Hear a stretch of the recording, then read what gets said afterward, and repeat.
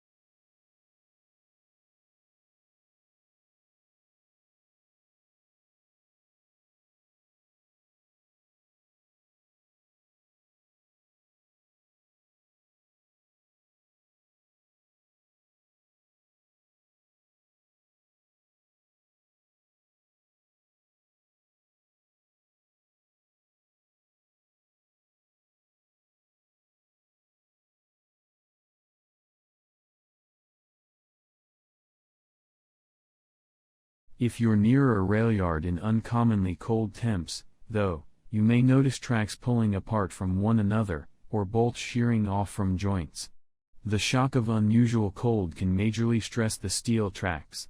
These would have been laid at what's called the neutral temperature, which represents a middle temperature of the surrounding environment. So, if the tracks were laid at 70 degrees, they can withstand both hot summer days and frigid winter nights.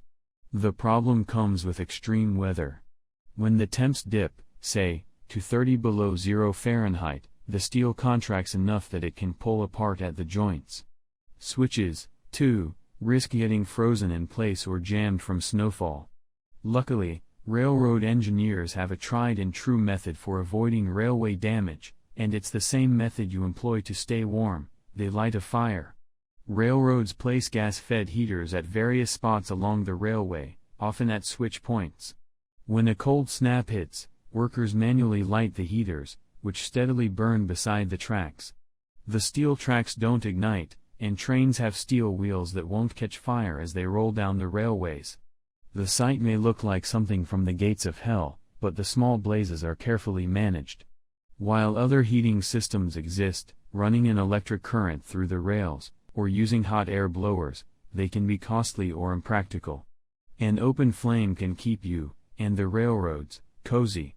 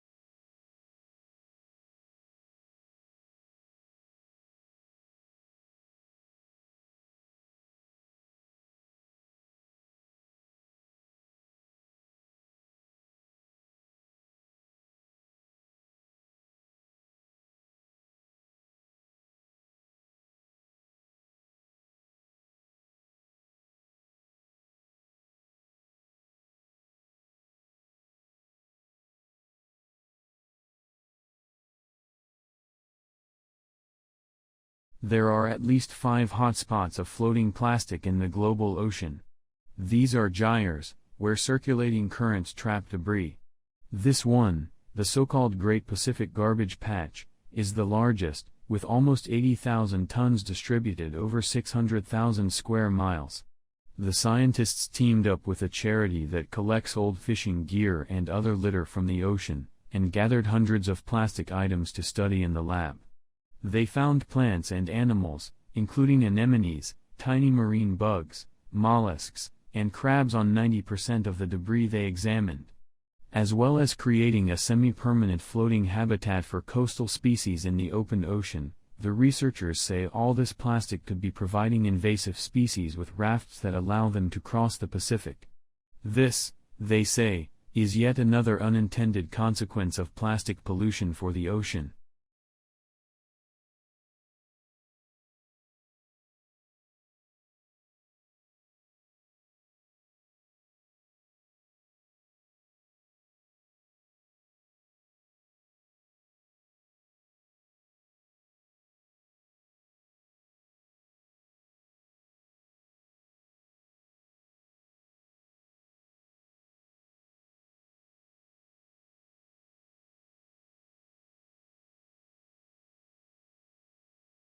You know, without getting into the details of exactly how that happened or how she got it out, let's just say it was a bad situation.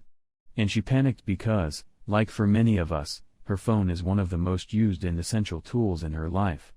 But, on the other hand, she had no idea how to fix it, because it's a completely mysterious black box. So, think about it, what would you do?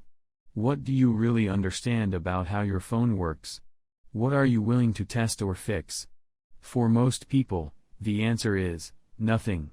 In fact, one survey found that almost 80% of smartphone users in this country have never even replaced their phone batteries, and 25% didn't even know this was possible.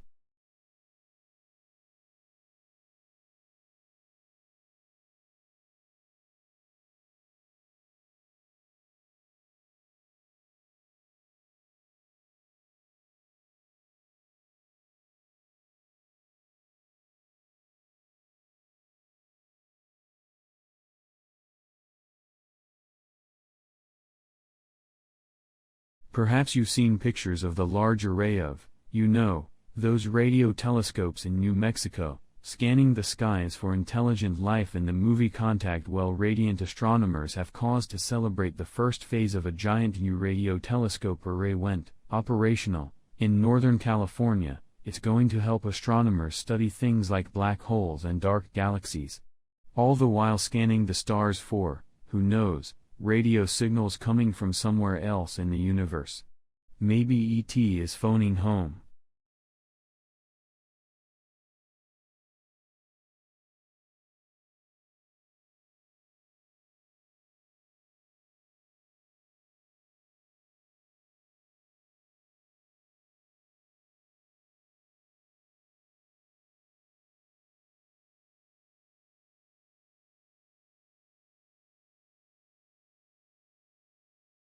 The Earth is warning.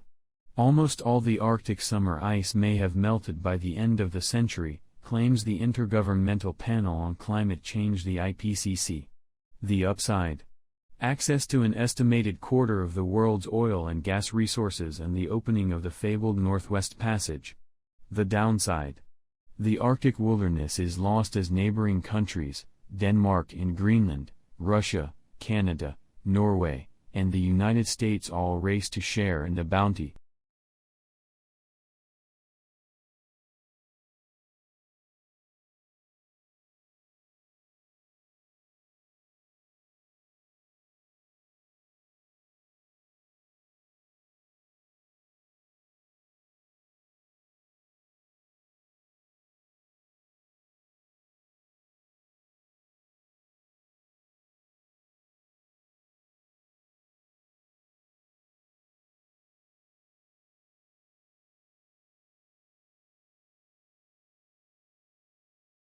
Pancake ice is an intermediate step between an open water configuration and a totally frozen body of water. We know that a combination of very cold temperatures and waves is necessary to make the pancakes form in the first place. After these waves make it form, there's an entire spectrum, so a wide collection of frequency waves that they would encounter, whether they be from wind shear or they be from that the ocean long slow waves. The easiest way to study it is to look at each individual range of frequencies one after another. Sort of gain a wider perspective on how the pancake ice interacts with waves. The ultimate aim of our research is to better inform the meteorological modelers of the world who are looking at Antarctica as well as the Arctic and some of the other cold regions of the world. We are conducting work in the Sea Ice Wind Wave Interaction Facility here at UniME-IB. It was designed by the head of our department, Jason Monti. He had the foresight to use a modular design, which means there are individual sections that are stacked together, so since we're built to the space that we have in this lab right now. When we moved to Fisherman's Bend we can extend our model and a few more sections to make it much longer. And that will enable us to have longer runtimes, have more developed waves as well as add some other possibilities of study.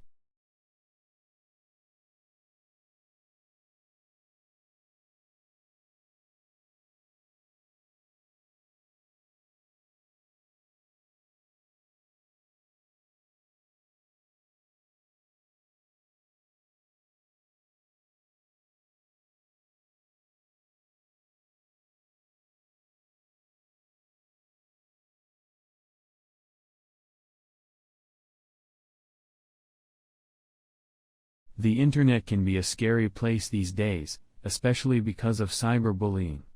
It's difficult to open a newspaper these days and not see a story about this. It's a really nasty and growing problem. Cyberbullies are real cowards. They hide behind their computer and scare people, send them hate mail or threaten them. Even worse is when they publish pictures of their victims online. I have a friend who had a really bad time at the hands of a cyberbully. He or she spread lots of gossip and lies on the internet. My friend's reputation was badly damaged. A really bad thing is how young cyberbullying starts. Many school children physically bully others in class and then continue online. Their victim isn't safe anywhere.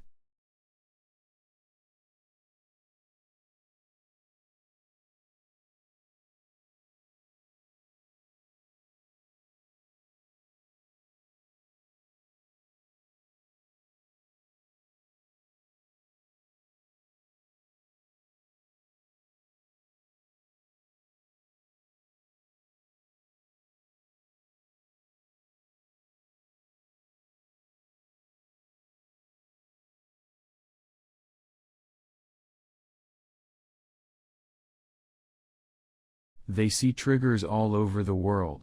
What are triggers? Triggers are cases where you take a part of your nervous system and you say, if someone says that word they can control my nervous system and make me afraid and anxious. That's a terrible idea. We should not be teaching our kids to see the world as being full of triggers. We should teach them to live in a world that is physically quite safe but full of offensive statements and ideas, especially on the internet. A sad commentary on the state of the business world now is that Google is being sued from both sides, from women who say that they're victims of a hostile climate, and from conservatives and white men, who say that conservatives and white men are discriminated against. So in our current era, everybody feels there.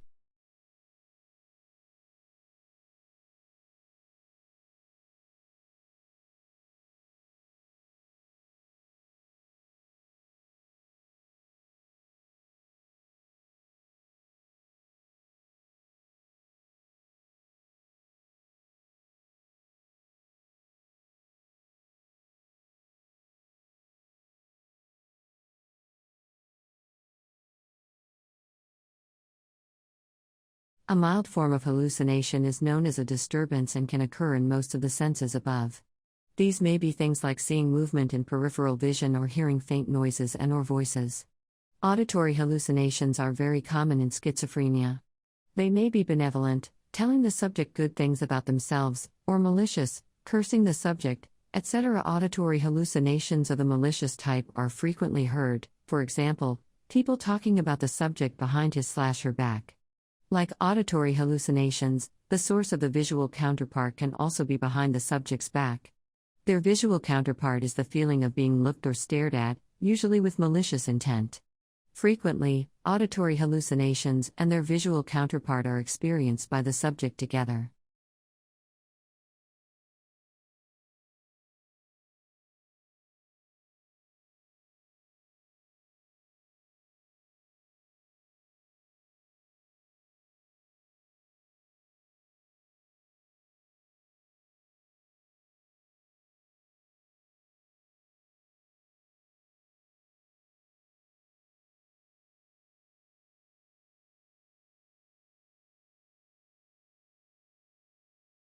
Take the coffee industry. The figures are roughly these. The coffee market in the world is worth about 60 billion. The growers get 5.5 billion. 10 years ago, the market was about 30 billion and the growers got a third of that. What has happened? What has happened is that well-meaning people, Americans, Germans, Europeans, decided that they would help Vietnam. And so they created a coffee industry there, which is now the second biggest producer in the world. This has serious effects on other countries like Colombia that depend on coffee exports.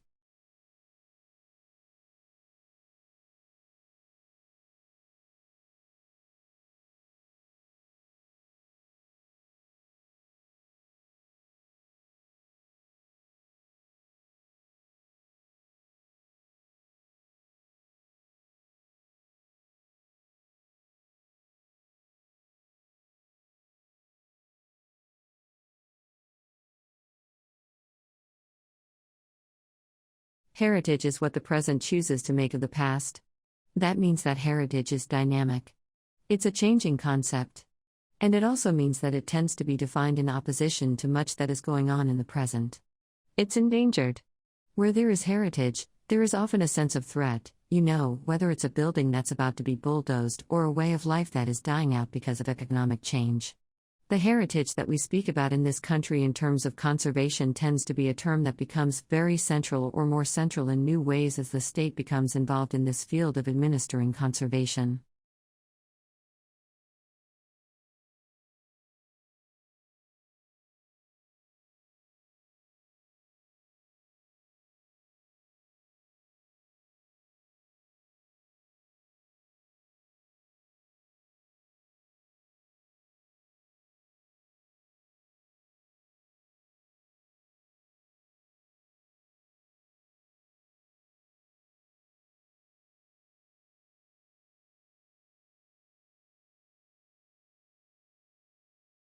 Music blasted from the little radio.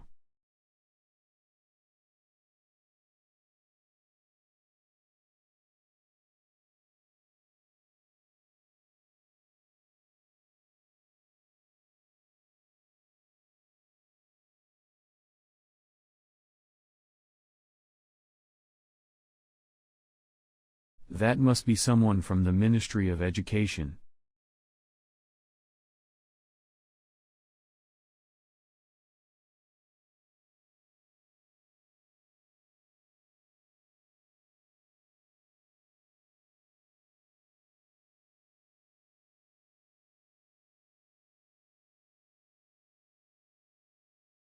The government has been trumpeting tourism as a growth industry.